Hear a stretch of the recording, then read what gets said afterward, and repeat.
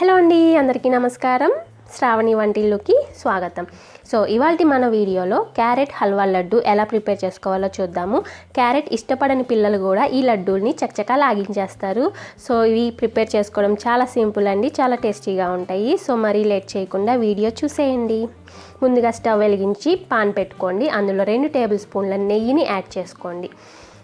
క్యారెట్ని తురుముకొని యాడ్ చేసుకోండి. నాకైతే ఇక్కడ నేను 4 కప్పుల క్యారెట్ తురుముని యాడ్ చేసుకుంటున్నాను.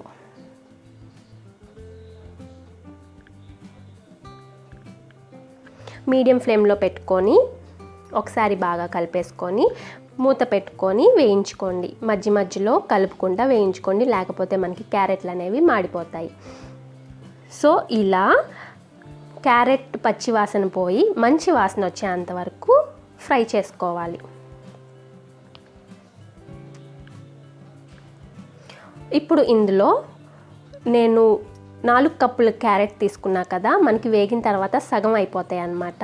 సో స్వీట్ బాగా ఇష్టపడే వాళ్ళు 2 కప్పులు యాడ్ చేసుకోండి. స్వీట్ తక్కువ లైక్ చేసేవాళ్ళు 1.5 కప్పులు యాడ్ చేసుకుంటే సరిపోతుంది. సో వేసుకున్న తర్వాత వీటిని బాగా కలిపేసుకొని మీడియం ఫ్లేమ్లోనే ఉడికించుకోండి. మనకి పంచదార వేసాక వాటర్ అనేవి వస్తాయి.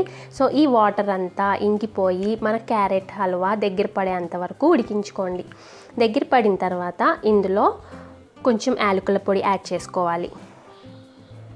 అలాగే ఒక చిన్న గ్లాస్ పాలని కూడా యాడ్ చేసుకోండి. పాలు యాడ్ చేసుకున్న తర్వాత కలుపుకొని మనకి పాలు కూడా క్యారెట్ హల్వాలో కలిసిపోయి దగ్గర పడేంత వరకు ఉంచుకొని స్టవ్ ఆఫ్ చేసుకోండి. మీకు కనుక ఇది హల్వా లాగా కావాలంటే కనుక మరి చిక్కగా అయ్యేదాకా ఉంచుకోవద్దు. కొంచెం పలచగా ఉన్నప్పుడే స్టవ్ ఆఫ్ చేసేస్తే ఆరిపోయిన తర్వాత మనకి హల్వా లాగా ఉండిద్ది అన్నమాట. సో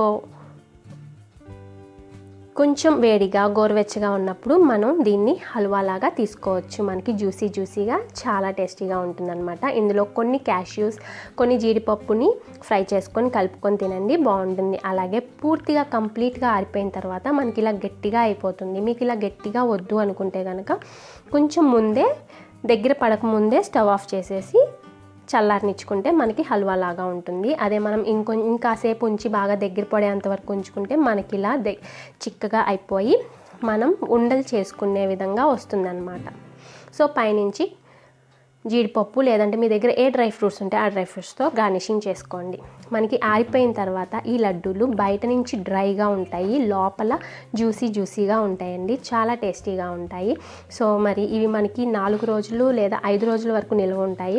సో మరి ఈ రెసిపీ మీకు నచ్చింది అనుకుంటున్నాను. మీకు కనుక నచ్చితే లైక్, షేర్, కామెంట్ చేయండి. అలాగే మరిన్ని రెసిపీస్ కోసం శ్రావణి వంటిల్ని సబ్స్క్రైబ్ చేసుకోండి. బాయ్.